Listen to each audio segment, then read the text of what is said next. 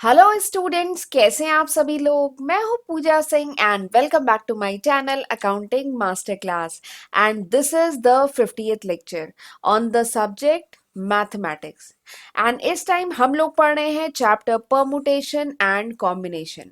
और इस चैप्टर पे मेरा ये चौथा लेक्चर वीडियो है। 3 लेक्चर वीडियो मैं ऑलरेडी अपलोड कर चुकी हूँ इस चैप्टर पे and this is my 4th lecture. तो चलिए एक बार आपको मैं शॉर्ट में बता देती हूँ कि जो पिछले 3 लेक्चर वीडियोस थे उसमें हमने क्या डिस्कस किया था। तो काफी डिटेल में मैं आपको बता चुकी हूँ basic introduction of this chapter. Permutation and combination का बेसिक इंट्रोडक्शन हम डिस्कस कर चुके हैं। फंडामेंटल प्रिंसिपल ऑफ काउंटिंग मैंने आपको डिटेल में समझाया है, जिसमें हमने मल्टीप्लिकेशन प्रिंसिपल पढ़ा था। याद है ना, मल्टीप्लिकेशन प्रिंसिपल क्या था। अगर कोई इवेंट m तरीके से अकर कर रहा है और कोई दूसरा इवेंट अगर n तरीके से अकर कर रहा है, तो total number of occurrence of the event in this particular order is m multiplied by n। ठीक है, तो this is the multiplication principle. और ये कॉन्सेप्ट काफी इंपॉर्टेंट है, बहुत क्वेश्चन हमने इससे किए थे। फिर उसके बाद मैंने आपको बताया कि व्हाट इज परमुटेशन। परमुटेशन क्या होता है। तो permutation is the arrangement of object in a particular in a definite order. ठीक है, परमुटेशन में दो चीजें इंपॉर्टेंट थी, मैंने बताया था परमुटेशन की डिफिनेशन में दो चीजें इंपॉर्टेंट थी। एक था अरेंजमेंट, ठीक है, इन अ डेफिनेट ऑर्डर। एक डेफिनेट ऑर्डर में जो हम अरेंजमेंट करते हैं ऑब्जेक्ट का, जिसमें हम लेते हैं ऑल या फिर फ्यू ऑब्जेक्ट या some object at a time, तो दिस इज कॉल्ड परमुटेशन। इसी को परमुटेशन कहते हैं। फिर इसमें हमने दो केसेस देखे थे, याद है दो केसेस। दो केसेस क्या थे। पहला केस वन क्या था। केस वन था when all the object are distinct, यानी जब सारे ऑब्जेक्ट अलग अलग हो, डिस्टिंक्ट हो, तो वो था पहला केस। ठीक है, जैसे एग्जांपल के लिए अगर मैं एग्जांपल लूं BEST, वही जो मैंने क्वेश्चन में एग्जांपल लिया, इसमें क्या है, जितने भी लेटर्स हैं इस वर्ड के वो क्या है, डिस्टिंक्ट, अलग अलग है। जबकि केस सेकंड हम ले सकते हैं। केस सेकंड क्या था। केस सेकंड था when all the object are not distinct, यानी जब सारे ऑब्जेक्ट डिस्टिंक्ट ना हो, अलग ना हो।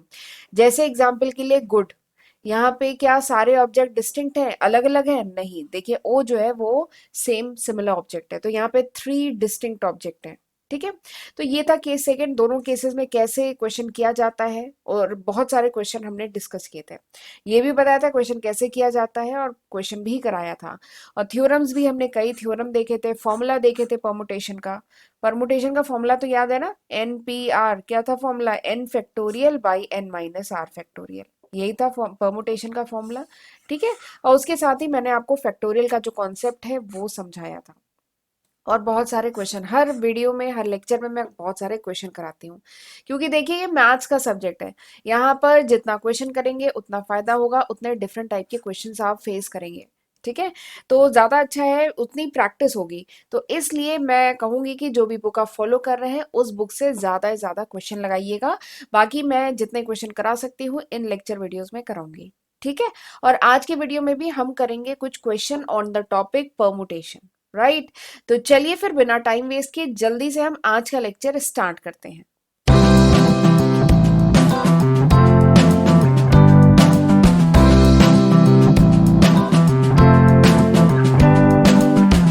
फर्स्ट क्वेश्चन, पहला क्वेश्चन क्या है, find the value of n such that NP5 equals to 42 NP3 multiplied by NP3, जिसमें n क्या है, ग्रेटर देन 4 है।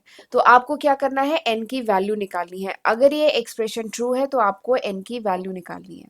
ठीक है, अगर ये एक्सप्रेशन आपको दिया गया है तो आपको n की वैल्यू निकालनी है। तो इस टाइप के क्वेश्चन भी परमुटेशन के टॉपिक से बहुत पूछे जाते हैं।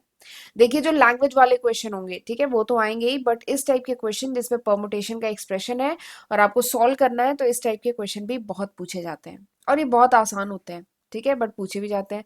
तो चलिए जल्दी से हम एक बार देख लेते हैं कैसे करेंगे क्वेश्चन। इसमें n की वैल्यू निकालनी है अगर ये एक्सप्रेशन आपको दिया है तो हमें फॉर्मूला तो पता है। फॉर्मूला क्या है, NPR इक्वल्स टू क्या होता है, n factorial by n minus R factorial. This is the formula.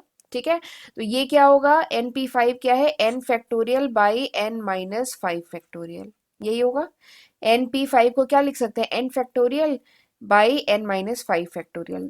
ठीक है, दिस इंटू 42 इंटू NP3 को क्या लिख सकते हैं, n factorial divided by n minus 3 factorial, ये लिख सकते हैं।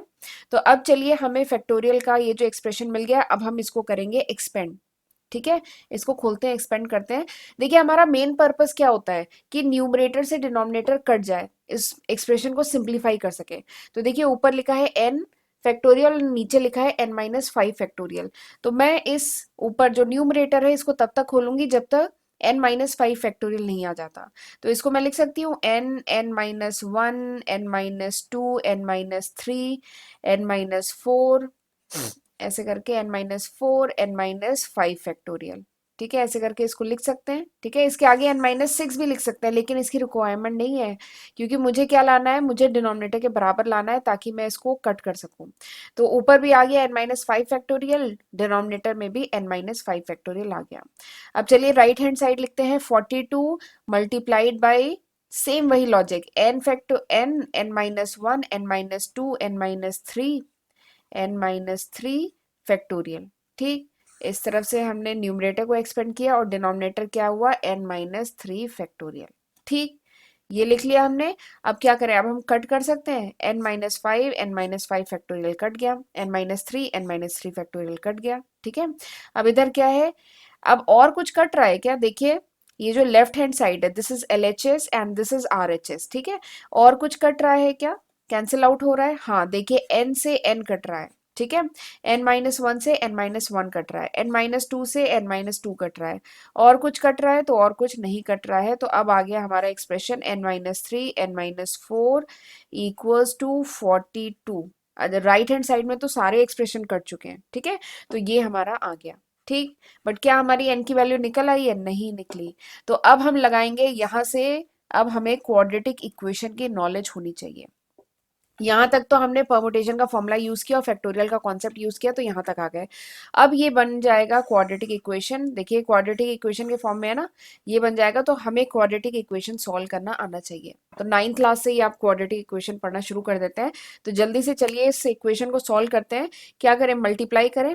तो ये क्या हो गया, n² -4n -3n प्लस, ये माइनस माइनस प्लस हो जाएगा ना, +12, 4 3 12, दिस इज इक्वल्स टू 42।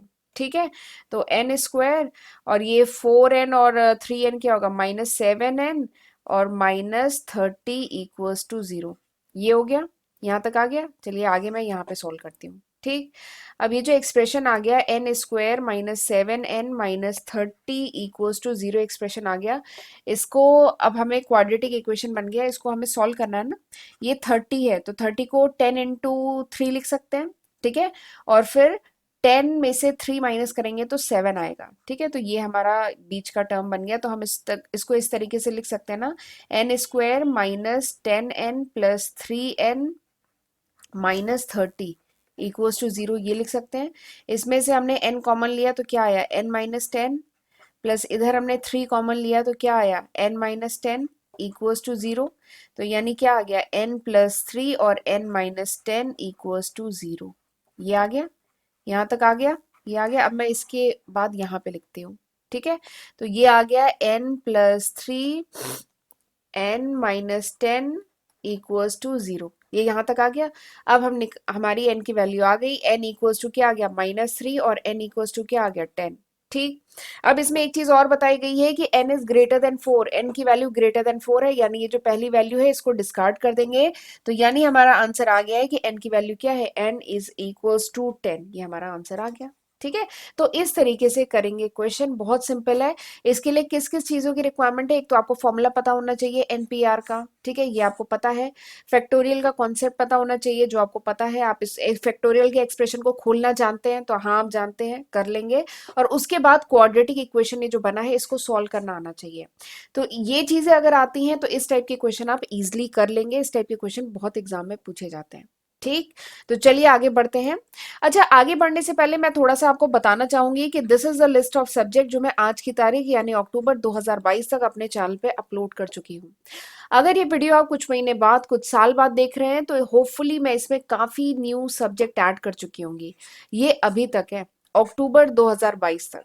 इस समय जैसे मैं बिजनेस मैथ्स का पेपर पढ़ा रही हूँ। ठीक है, और ये बताना जरूरी है क्योंकि काफ़ी बच्चे मेरे चैनल पे नए हैं, हर दिन मेरे साथ काफ़ी नए बच्चे जुड़ते हैं, तो उन्हें नहीं पता होता है कि मैं अपने चैनल पे क्या-क्या पढ़ा चुकी हूँ।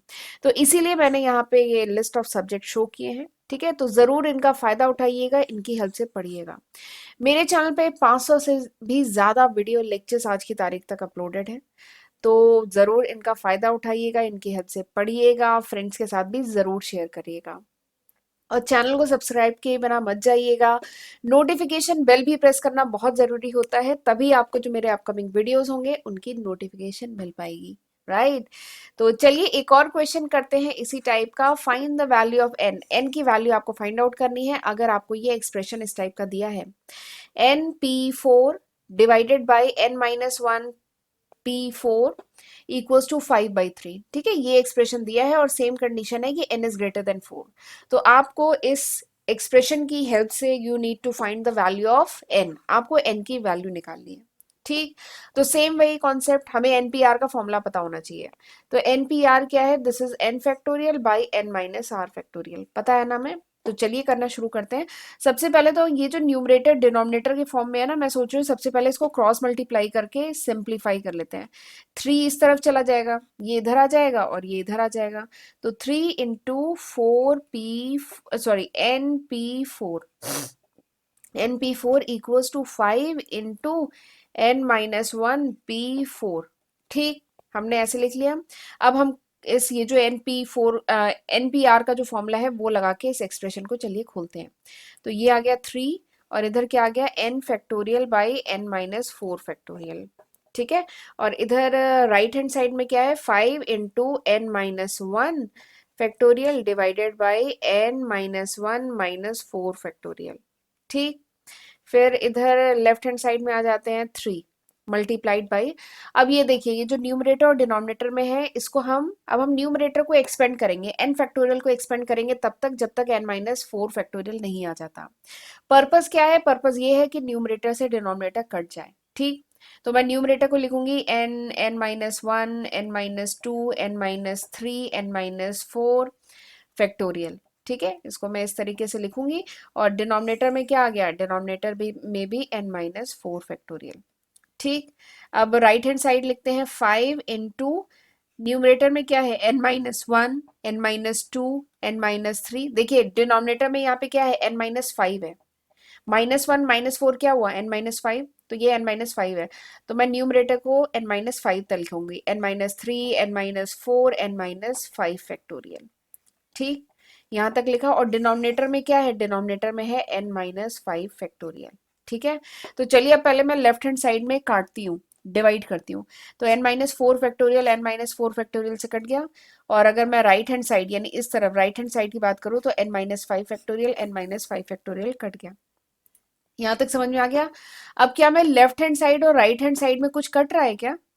देखिए हाँ कट रहा है। n माइनस वन इधर है, n माइनस वन इधर है, ये कट गया। n माइनस टू इधर है, n minus two right hand side में है। n minus three left hand side में, n minus three right hand side में, ठीक है? काफी एक्सप्रेशन कट गए। अब जो अगर मैं बात करूँ लेफ्ट हैंड साइड में क्या बचा? लेफ्ट हैंड साइड में बचा 3 और n बचा। राइट हैंड साइड में क्या बचा? 5 और क्या बचा? n माइनस फोर बचा। ओहो, एक्सप्रेशन तो काफी सिंप्लीफाई हो गया, काफी तो टर्म्स कट गए हैं। तो अब यानी केवल कितना बचा? 3n equals to 5n minus four, यही बचा, ठीक है? तो इसको मैं एक्सप्रेशन को चलिए खोल देती हूँ। दिस इज 5n माइनस कितना हो गया? 5 फोर जा 20, ये आ गया। अब इसको मैं इधर ले आती हूँ, इसको मैं इधर ले आती हूँ तो क्या होगा? 3n minus 5n equals to minus 20, यानी minus 2n equals to minus 20, यानी n इक्वल्स टू कितना आ गया? n इक्वल्स टू 10, ठीक है? ये माइनस माइनस कैंसिल हो गया और ये 2 और ये क्या हो गया? 10, यानी n इक्वल्स टू 10 आ गया। बहुत सिंपल था, इसका आंसर भी 10 आ गया, ठीक है? तो बहुत सिंपल था। तो बेसिकली आपको ये जो डिवाइड करना है ना, इसको थोड़ा सा ध्यान रखना है। ये जो काटेंगे ना आप, इसको थोड़ा सा ध्यान रखना है। यहाँ पे क्वाड्रेटिक इक्वेशन नहीं बना, यहाँ पे सिंपल लीनियर इक्वेशन बना, हमारा काम और आसान हो गया, ठीक है? पिछले क्वेश्चन में यहाँ पे क्वाड्रेटिक इक्वेशन बना था तो हमने उसे सॉल्व किया था, बट यहाँ पे सिंपल लीनियर इक्वेशन बना तो हमने बहुत आसानी से आंसर निकाल लिया, n इक्वल्स टू 10, ठीक है? तो इस टाइप के क्वेश्चन की भी प्रैक्टिस एग्जाम में जरूर करके जाइएगा। आई होप आज जो मैंने दो क्वेश्चन डिस्कस कराए हैं वो आपको अच्छे से समझ में आए होंगे। तो चलिए अभी तक मैं यहीं पे आज का लेक्चर स्टॉप करती हूँ। और ये जो क्वेश्चन है अपनी जो भी बुक से, जो भी आप फॉलो कर रहे हैं उस बुक से इस टाइप के क्वेश्चन की और प्रैक्टिस करिएगा। ठीक है, अब हम मिलेंगे अगले लेक्चर में। अगले लेक्चर में अब मैं कुछ वर्ड प्रॉब्लम कराऊंगी परमुटेशन की, कुछ और डिफरेंट टाइप की प्रॉब्लम जो एग्जाम में पूछी जाती है। ठीक है, तो तब तक अपना ध्यान रखिएगा। God bless you.